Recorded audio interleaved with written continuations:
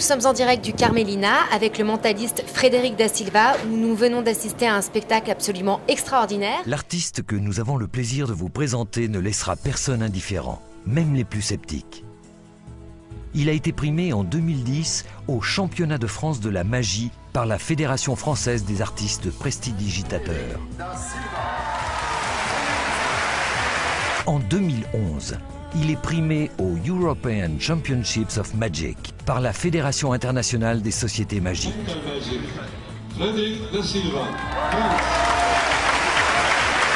L'Ordre européen des mentalistes lui a remis le titre de Nostradamus d'or, le prix du meilleur mentaliste d'Europe. Et voici la récompense suprême, le Nostradamus d'or, et ce prix est remis à Frédéric Da Silva.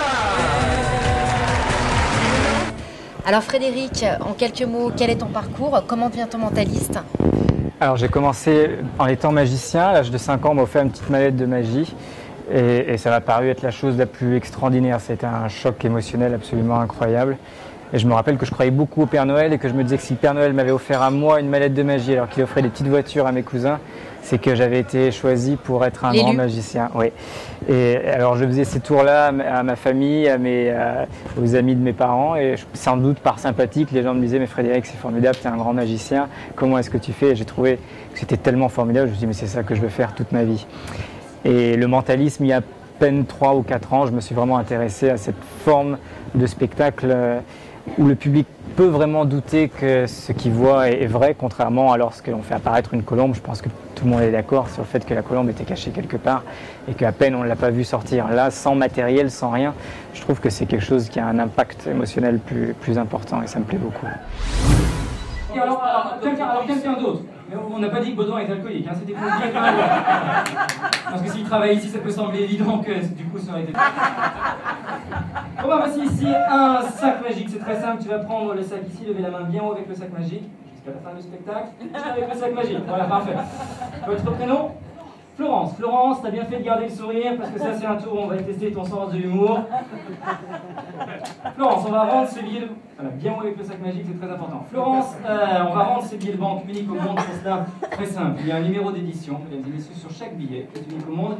Étant donné qu'il y a des gens qui sont un petit peu loin, on va rajouter un petit marquage supplémentaire, une toute petite déchirure. Florence, t'inquiète pas, ça ne soit pratiquement pas.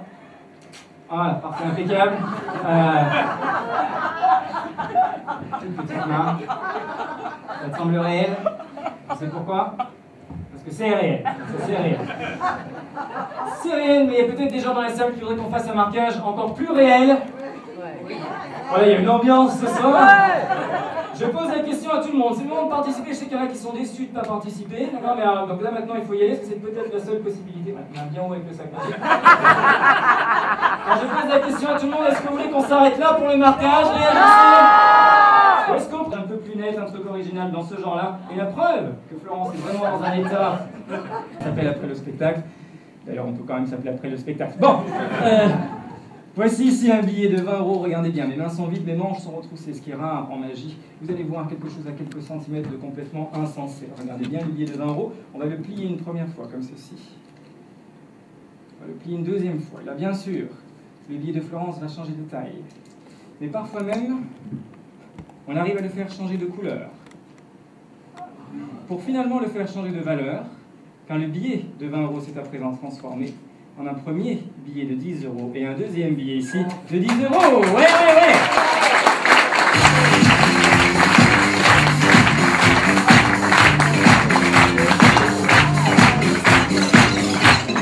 Et voilà, Florence, on fait comme on l'a dit, un pour toi, un pour moi, t'as vraiment été super. Tu donc exerces à Lyon, tu exerces j'imagine en Europe, à Las Vegas. Donne-moi un petit peu tes dates, comment ça fonctionne? Alors les dates, je les connais pas toutes par cœur, mais je travaille pour la télévision portugaise toutes les semaines. Je dois inventer un nouveau numéro de 15 minutes. Je suis souvent ici sur Lyon, on peut me voir au Carmelina et sinon partout en France, à l'étranger, partout où on m'appelle. C'est un plaisir de prendre n'importe quel mode de transport et de venir faire mon spectacle pour qui le souhaite. Quels sont tes maîtres aujourd'hui? Les gens que tu admires, qui sont dans la même branche que toi, est-ce que tu as un maître en particulier, un mentor? Alors, lorsque j'avais 13 ans, j'ai vu pour la première fois à la télévision un magicien que tout le monde connaît, qui s'appelle David Copperfield. qui a bouleversé l'art de la magie, quelque chose de vraiment extraordinaire. Je me rappelle que le jour où je l'ai vu, je me suis dit, il y a vraiment tous les magiciens d'un côté et David Copperfield de l'autre. Et j'ai eu la chance de le rencontrer à Las Vegas. C'est quelqu'un que j'admire beaucoup, parce que c'est quelqu'un qui fait 500 spectacles par an. Et je pense que quand on est multimillionnaire, comme c'est son cas, on n'a pas besoin de faire autant de spectacles, parce qu'il n'a pas le temps de dépenser son argent. Donc j'ai vraiment beaucoup de respect pour lui. C'est surtout David Copperfield. Alors si tu le veux bien, est-ce que je peux me prêter au jeu? Est-ce qu'on peut faire un petit numéro tous les deux? On peut tenter quelque chose. Alors, on va dire à nos amis qui nous regardent qu'on n'a rien préparé ensemble. Vraiment, il n'y a aucune complicité. Est-ce que tu lis un petit peu l'anglais? Oui. Alors, on va faire quelque chose de très simple et de très rapide. Je vais faire passer le livre comme ceci devant tes yeux et tu m'arrêtes sur n'importe quelle page. Tu dis stop quand tu veux, Sophie. Stop. Stop ici. J'aimerais que tu mémorises le premier mot de la page. Ok. Est-ce qu'il te plaît? Le premier mot ou là où tu as ton doigt? Le premier mot. Oui, je vois pas, mais comme ça c'est clair. Est-ce qu'il te plaît ou est-ce que tu veux changer? Non, il me plaît. Sinon tu me dis stop sur un autre mot, celui-ci. Okay. C'est très simple, je te demandais d'imaginer que le mot s'inscrit devant toi, d'accord, en lettres lumineuses. Et tu vas penser à la première lettre. Tu dis rien à voix haute, mais tu la répètes dans ta tête comme si j'arrivais à t'entendre. R, R, R, R, R, c'est ça? C'est ça. Oui. Ok, on se concentre sur la deuxième lettre. C'est ça, absolument. C'est ça? Est-ce que tu peux penser au mot entier? Redis-le encore. Remarkable? Yes, absolutely, mais c'est incroyable, c'est incroyable. C'est incroyable. Mais comment tu fais? Mais comment tu fais? C'est dingue. Des petites enveloppes que je te demandais de mélanger. Audrey, tu vas mélanger également ces enveloppes. Ah, pardon. Ok, mélangé, parfait. À présent, je vais venir ici, je crois qu'il y a le petit escalier qui est là. Je vais vous demander dans mon dos de bien vouloir mettre n'importe quelle photographie à l'intérieur de n'importe quelle enveloppe. N'importe quelle photographie à l'intérieur de n'importe quelle enveloppe. Et dans la salle, j'aimerais vraiment que vous prépariez un objet. Si vous avez un objet avec vous, préparez cet objet car peut-être qu'il pourra nous servir dans un instant. Une fois que c'est fait, est-ce que les 3 photographies sont à l'intérieur des 3 enveloppes? Non, j'ai deviné puisque normalement ça prend plus de temps et je vous écoute avec les enveloppes. Ok, parfait. Inutile de signaler qu'il n'y a évidemment aucune complicité avec les personnes qui viennent sur scène. Personne n'est complice, je n'ai discuté avec personne avant le spectacle. Si quelqu'un n'est pas d'accord avec ça, qu'il le dise tout de suite, qu'il se taise à jamais. Ah, ok, c'est bon? Ouais. Ok, parfait, je reviens ici. Ah, c'est très important. Ok, tu en prends une, n'importe laquelle, et tu me donnes l'autre. Parfait, chaque personne, levez, Ilona, Audrey, levez votre main s'il vous plaît, avec votre photographie. C'est impossible pour moi de pouvoir savoir où se trouve quoi, et pourtant je pense qu'ici se trouve la photographie de, je dirais, Charlie Chaplin.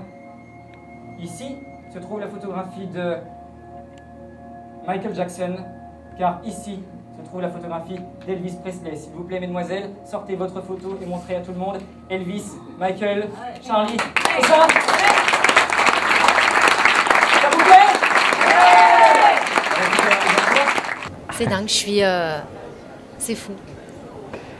Ça me fait plaisir de voir ce genre de réaction, parce que moi j'ai dédié toute ma vie justement à pouvoir essayer de trouver des choses qui soient au-delà de l'entendement et qui ne puissent pas être compréhensibles, parce que finalement c'est ce que l'on rêve tous, d'assister à des choses comme ça. Et je pense qu'on a tellement perdu cette sensation-là de nos jours, alors qu'on a tout à notre portée en un clic. Finalement, je trouve que c'est passionnant de travailler sur des choses. Est-ce que tu peux me donner les numéros? Il y a l'euro-million vendredi. En fait, j'aimerais bien. Est-ce que tu as les numéros par hasard, non? Pour être tout à fait honnête, non, évidemment, je ne les ai pas. Et surtout parce que la machine, on pose cette question tous les jours et je comprends, la machine n'a pas de pensée. Donc on peut ni lire dans ses pensées, ni l'influencer, il n'y a rien du tout. Une suite de chiffres, par exemple, 10, 15 chiffres, tu peux arriver à te concentrer et à parvenir à la deviner? Non, je ne peux pas deviner les tirages des numéros du loto. Je crois que c'est impossible et il faut être honnête par rapport à ça. Et même pas les numéros du loto. Par exemple, je prends ma carte bleue. Je la mets comme ça à l'envers. Est-ce que tu peux arriver... Ça, c'est plutôt mon assistante qui aime bien faire ce genre de choses. Quels sont tes projets à venir? J'ai pas vraiment de projet. Ah oui, j'ai beaucoup de spectacles. J'en fais 250 par an. Donc je fais beaucoup de spectacles partout. On m'appelle dès que j'ai le temps de faire un spectacle. Même si c'est très loin, je vais faire le spectacle. Mes projets ensuite, je sais que je vais dédier ma vie à ma passion. Ça a toujours été le cas et j'attends de voir où les choses me mènent. Tu mets régulièrement au point de nouveaux numéros constamment, tout le temps, sans cesse. Je crois que je m'arrête jamais. J'ai toujours envie d'inventer quelque chose et c'est une des grandes choses formidables.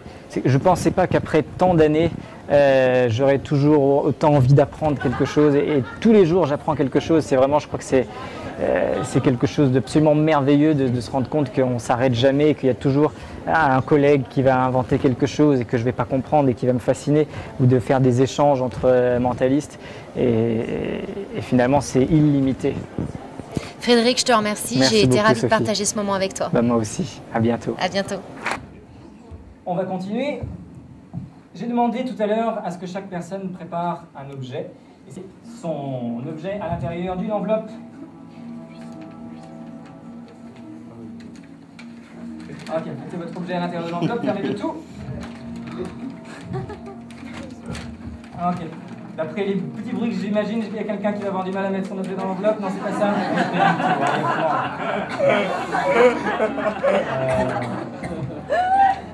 Il faut toujours que ça tombe ça.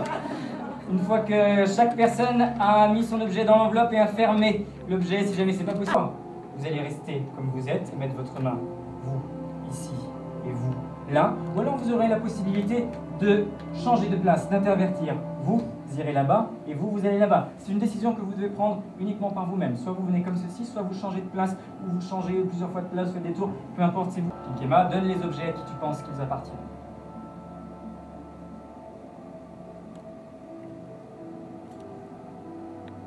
Récupérez les objets, s'il vous plaît. Asseyez-vous. Dans un instant, je vais frapper à nouveau dans mes mains. Si vous avez l'objet qui vous appartient, levez-vous lorsque je frapperai des mains. Vous vous souviendrez toute votre vie. Car à l'intérieur de cette orange, à l'intérieur, regardez bien, c'est à moitié à l'intérieur, à moitié à l'extérieur. Il y a véritablement quelque chose qui est prisonnier au cœur même de l'orange. Monsieur, est-ce que vous pourriez prendre l'orange? Est-ce que vous pourriez vous-même retirer ce qui s'y trouve? Et regardez bien, car à l'intérieur, il y a en effet un petit morceau de papier qui est enroulé sur lui-même, imbibé du jus d'orange. Pas n'importe quel morceau de papier, car c'est un billet de banque. Pas n'importe quel billet de banque, car c'est un billet de 20 €. Et pas n'importe quel billet de 20, car il manque effectivement un coin. Ah ah!